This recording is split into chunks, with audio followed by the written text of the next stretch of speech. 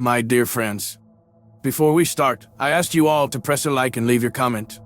This will help a lot to promote this video and to release news stories as soon as possible. It's not hard for you, but it's a pleasure for me. Thank you.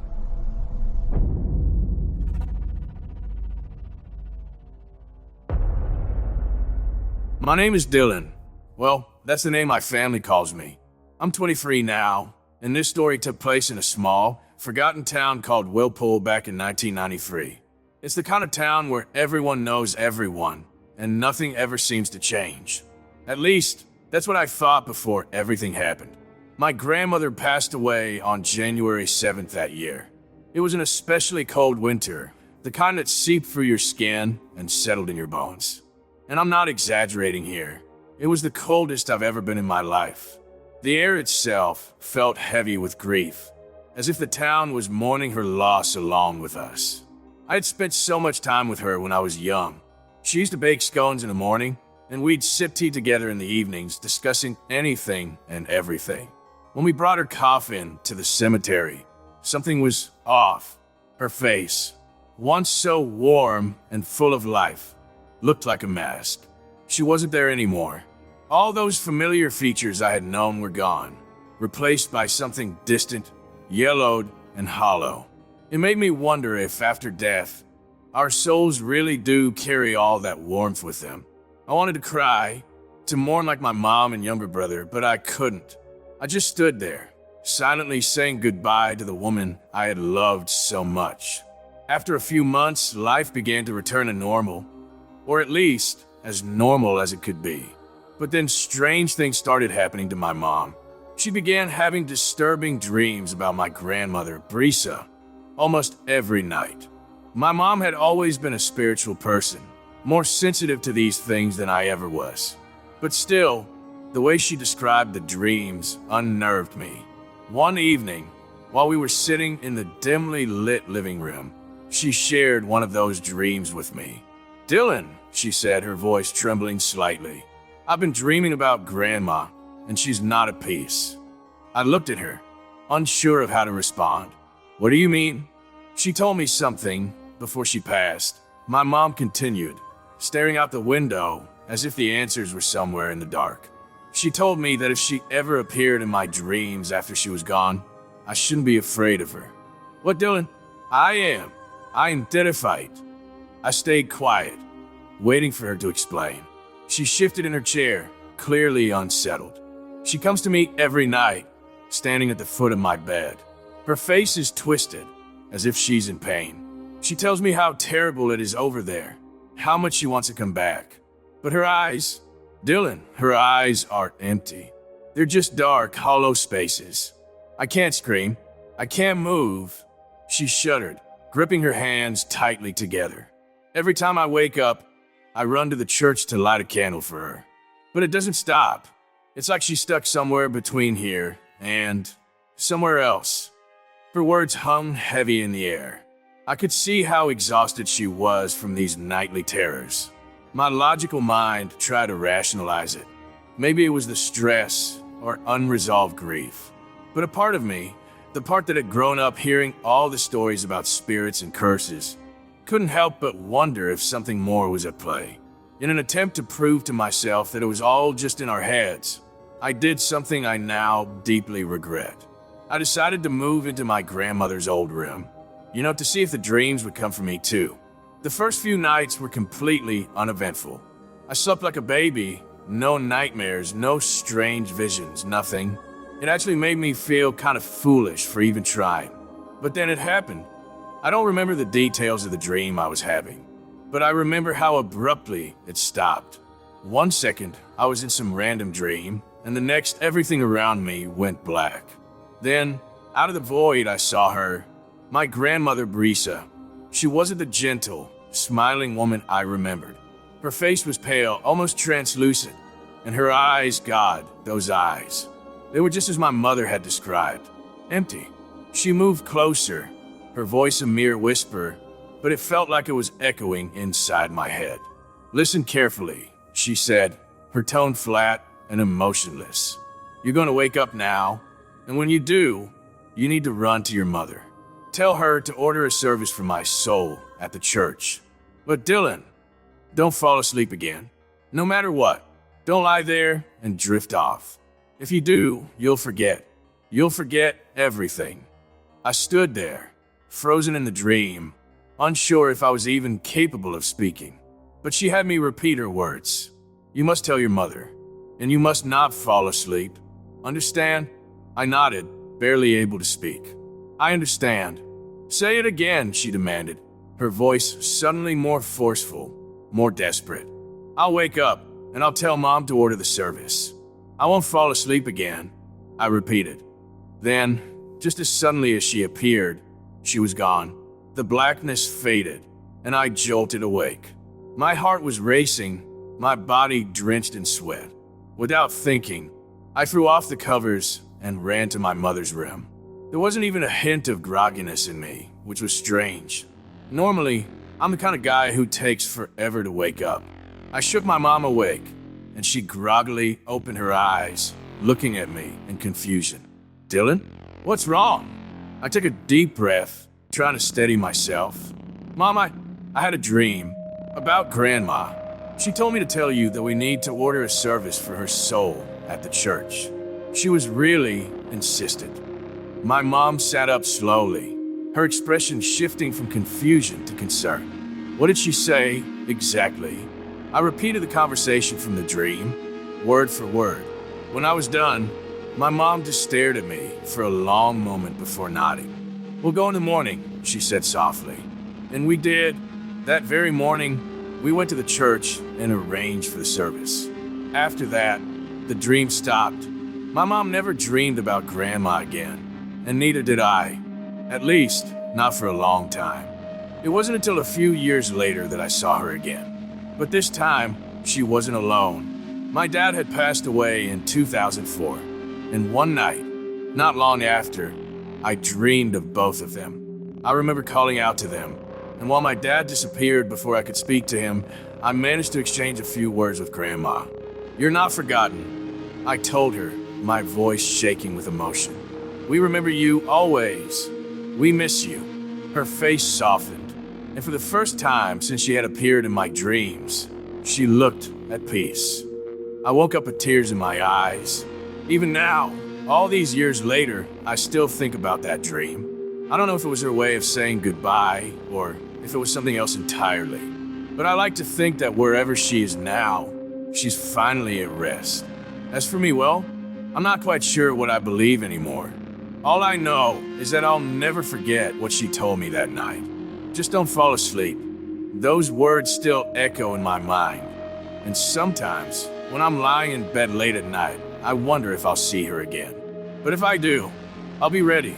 The truth is, what happened wasn't just a strange series of dreams. Something changed in me after that.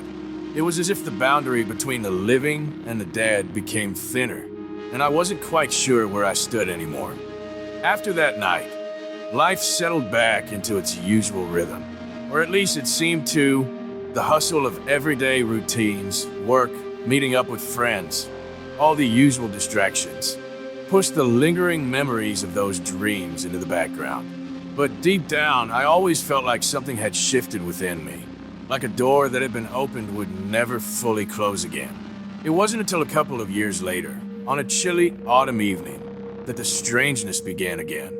I was at home, sitting on the old leather couch in our living room, sipping tea and absently scrolling through my phone. My mom was in the kitchen, humming a tune while preparing dinner. The house was quiet, save for the faint sound of her singing and the soft patter of rain against the windows. Suddenly, my phone buzzed, pulling me from my thoughts. It was a message from my childhood friend, Charlie, who I hadn't spoken to in years. The sight of his name startled me. He and I had been close growing up, but we drifted apart after high school. There was something unnerving about hearing from him out of the blue like this. Maybe it was just the odd timing, or maybe it was the memory of the last time we'd spoken, which hadn't ended well. The message read, Dylan, I need your help. Can you come to Whirlpool Cemetery tonight? I stared at the message for a long time, my heart thudding in my chest. Why would he want to meet at the cemetery, of all places? And that night, I debated whether or not to respond. Charlie had always been impulsive, but this was strange even for him. My mind flicked back to those eerie dreams about my grandmother, and I felt a chill crawl up my spine. Was this connected somehow? Before I could stop myself, I typed a quick reply. What's going on? Why the cemetery? I waited for a response, my nerves on edge. After what felt like an eternity, his reply finally came. Just meet me there. It's important. Despite every fiber of my being screaming that this was a bad idea, I grabbed my keys and told my mom I was going out. She looked at me with a concerned frown, but didn't ask too many questions. That was the way things had been since my dad passed. She didn't push for details if she sensed something was bothering me. As I stepped out into the cold night air, the wind whipped against my face, carrying with it the unmistakable scent of rain-soaked earth and damp leaves. The walk to the cemetery wasn't far, but it felt like the longest walk I'd ever taken. My footsteps echoed in the empty streets, and the closer I got to the cemetery, the more my stomach twisted into knots. When I finally reached the wrought iron gates of Whirlpool Cemetery, I stopped, hesitating for a moment. The place was as eerie as I remembered it. The rows of gravestones stretched out in the darkness, illuminated only by the faint glow of a nearby street lamp. The wind rustled through the trees, their bare branches swaying like skeletal fingers against the night sky. I saw a figure standing near the large oak tree at the far end of the cemetery. It had to be Charlie. I took a deep breath and made my way over, the crunch of gravel underfoot the only sound breaking the silence.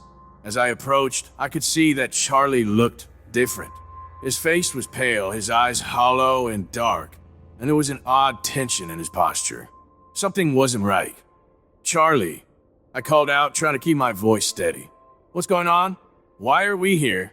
He turned to face me, and for a split second, I thought I saw something flicker in his eyes. Something that wasn't entirely human.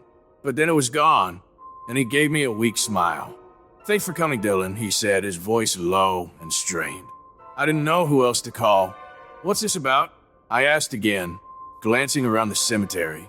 The place felt colder, darker than it should have. You're not making sense.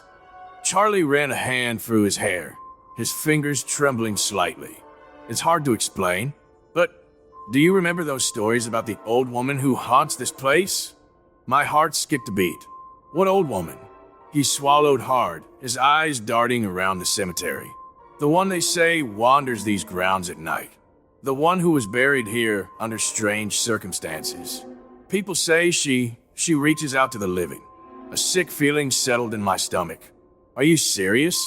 Is this some kind of joke? No, Dylan, Charlie said, his voice dropping to a whisper. I'm not joking. I think she's watching us. I felt a cold sweat break out on my forehead as I glanced around, suddenly feeling exposed. The wind seemed to howl louder, as if the very earth beneath us was warning us to leave. You're not making any sense, Charlie. What do you mean? She's watching us. Charlie's face twisted with fear, and he lowered his voice even more. I've been having dreams, Dylan. Dreams about her. And it's not just me. A few of us from the old neighborhood. We've all been seeing her in our dreams. She's trying to tell us something. I stared at him in disbelief. What are you talking about? Who else? Charlie hesitated, then took a step closer. Me, Adeline, and a few others. We've all seen her. Adeline. I hadn't heard her name in years. She was part of our group back when we were kids, but like the rest of us, she had moved on, disappeared into adulthood. The thought of her being involved in this made my blood run cold. What do you mean you've seen her? I asked, my voice barely above a whisper. Charlie glanced over his shoulder, his eyes wide with paranoia. It's not just dreams, Dylan. It's like she's pulling us into something. I don't know how to explain it, but I think she's angry.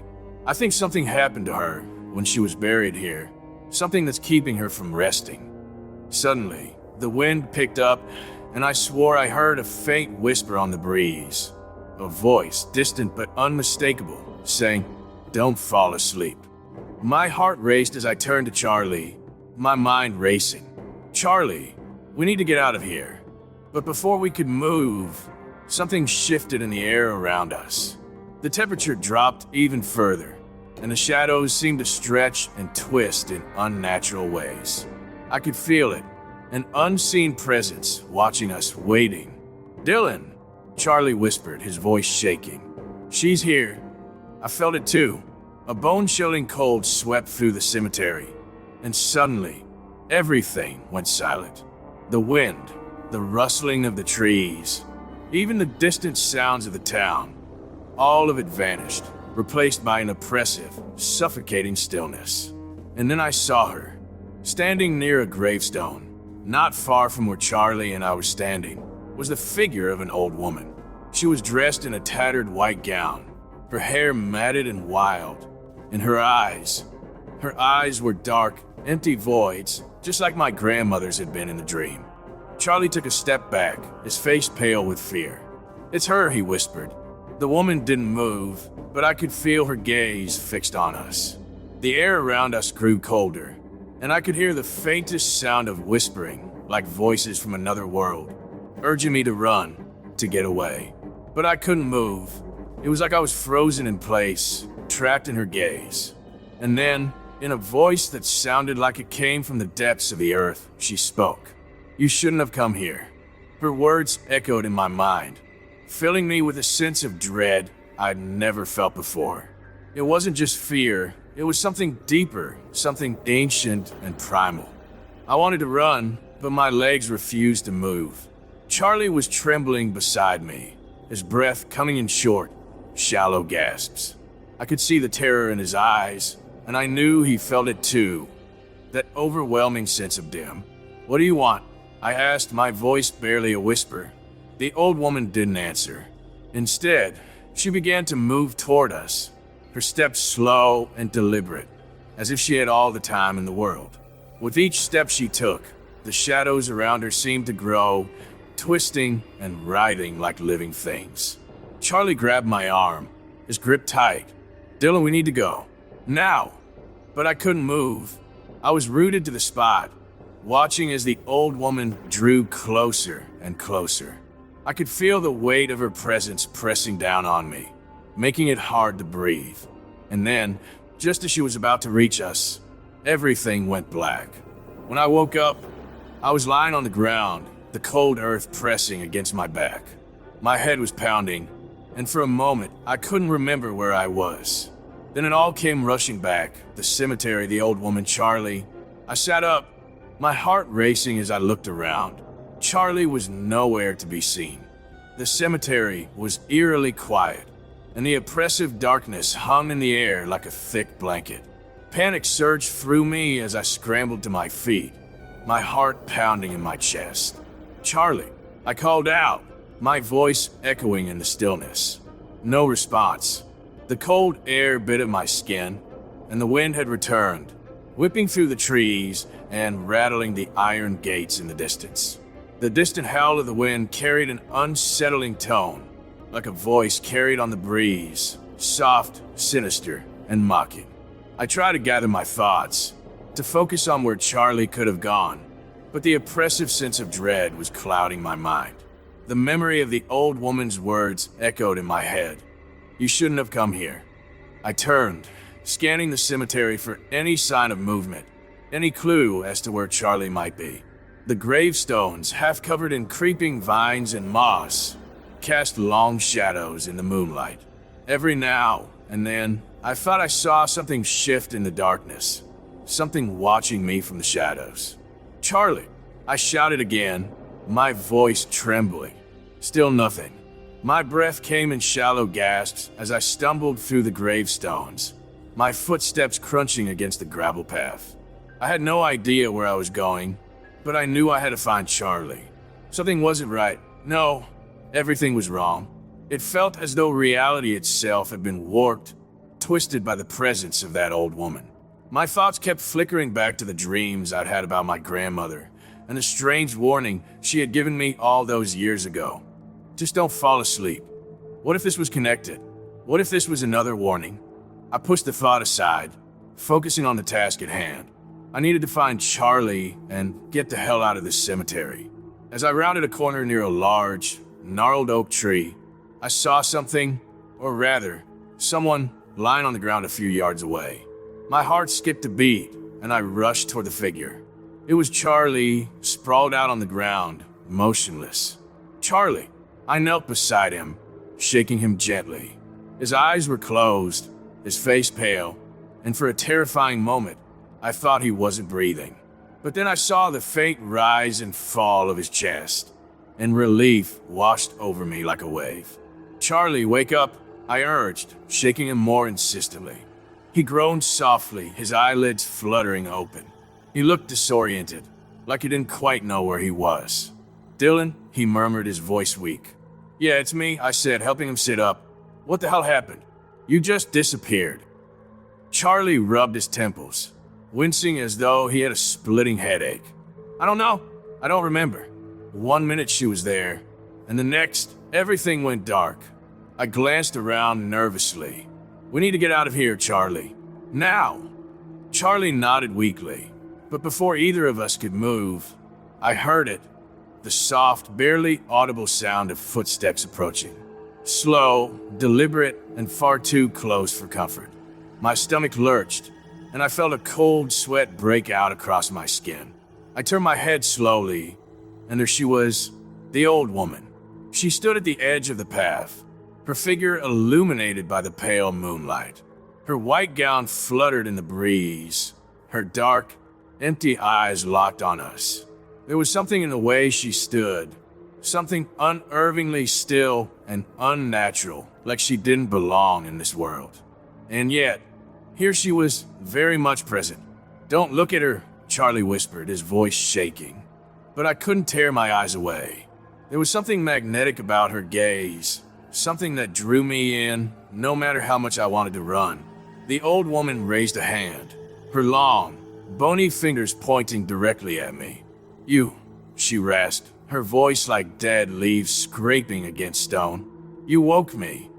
My heart pounded in my ears, my mouth dry. "What do you want?" She took a step closer, and with each step she took, the shadows seemed to deepen around us. The world itself felt like it was shrinking, closing in on us. "You should never have come back here," she whispered, her voice sending a chill down my spine. "You woke me, and now, you must pay." I could feel Charlie trembling beside me, but neither of us dared to move. The air was thick with a sense of impending doom, like something horrible was about to happen, and there was nothing we could do to stop it. "Please," I said, my voice barely above a whisper. "We didn't mean to disturb you. We'll leave. Just let us go." The old woman's eyes seemed to glint with a strange, dark amusement. "It's too late for that. You crossed the line. You woke me, and now, you belong to me." Her words sent a wave of panic crashing over me. But before I could react, she began to move toward us again, her steps slow and deliberate. The shadows around her seemed to pulse and writhe, like living things ready to swallow us whole. Charlie grabbed my arm, his grip tight. "Dylan," but I couldn't move. My legs felt like they were made of lead, and the cold grip of fear kept me rooted to the spot. All I could do was stare at the old woman as she closed the distance between us. Just when I thought it was over, a sudden gust of wind blew through the cemetery, scattering leaves and dirt into the air. The wind howled, and for a split second, I thought I saw something, or someone, standing behind the old woman. It was a figure, tall and thin, with what looked like pigs for a head. The old woman froze, her gaze shifting for the first time. She turned slowly, her expression changing from one of malicious intent to something I hadn't expected: fear. I didn't have time to process what was happening. The moment she saw it, she let out a high-pitched scream that pierced the night air, sending chills down my spine. Her form began to flicker, like a candle flame being blown in the wind. And in an instant, she was gone, vanished, as if she had never been there at all. The wind died down, and the cemetery fell silent once more. For a moment, neither Charlie nor I said a word. We just stood there, staring at the spot where the old woman had been. My heart was racing, my mind spinning as I tried to make sense of what had just happened. What the hell was that? Charlie finally whispered, his voice hoarse. I shook my head, still in shock. I don't know, but we need to get out of here. Without another word, we turned and started running, faster than I thought possible. The cemetery seemed to stretch on forever, but eventually we reached the gates and burst through them, gasping for breath as we stumbled onto the sidewalk. For a long time, we just stood there, bent over, hands on our knees, trying to catch our breath. The rain had started falling again, but I didn't care. I was just glad to be out of that cemetery. We need to talk to Adeline, Charlie said between breaths. She's seen her too. She might know what's going on. I nodded, though my mind was still reeling. Adeline. I hadn't thought about her in years, but if she had been having dreams like Charlie had said, maybe she could help us figure out what was happening. Yeah, I agreed. Let's find her. The next morning, we drove to Adeline's house. She lived on the outskirts of town in a small, quiet neighborhood that felt a million miles away from the cemetery. As we pulled up in front of her house, I felt a wave of anxiety wash over me. What if she didn't remember us? What if she thought we were crazy? But when Adeline opened the door, her eyes widened in recognition. Dylan? Charlie, she said, her voice filled with surprise. What are you two doing here? We need to talk, Charlie said, his voice urgent. It's about the old woman. At the mention of the old woman, Adeline's expression changed. She stepped aside, motioning for us to come in. Once inside, we sat down in her living room, the air heavy with unspoken tension. Adeline looked at us, her eyes filled with concern. You've seen her, haven't you? She asked quietly. Charlie and I exchanged a glance before nodding. Adeline sighed, running a hand through her hair. I thought it was just me, she admitted. I've been having dreams about her for years. She's always there, in the shadows, watching me. I don't know what she wants, but she scares me. She said something about us waking her. I said, my voice shaking slightly. She said we belong to her now. Adeline's face paled. That's what she said to me too, but I don't understand why. What does she want from us? Before any of us could answer, the sound of footsteps echoed down the hallway. All three of us turned toward the noise, our hearts pounding in our chests. Adeline? A voice called out from the hallway. A tall, thin figure appeared in the doorway. Brisa, Adeline's sister. She looked at us with a mixture of curiosity and concern. What's going on? Brisa asked, her gaze shifting between us. We were just talking about... Adeline hesitated, glancing at us. Something weird. Brisa raised an eyebrow, but didn't press the issue. Instead, she sat down next to Adeline, her presence comforting in an otherwise tense situation. We need to figure out what's going on, Charlie said, breaking the silence. The old woman isn't just in our dreams anymore. She's real, and she's coming for us. Maybe there's a way to stop her, Brisa suggested, her voice calm but serious. But we'll have to dig deeper into the past to find out. As we sat there, trying to make sense of everything that had happened, I couldn't shake the feeling that we were only scratching the surface of something far darker and more dangerous than we could ever imagine.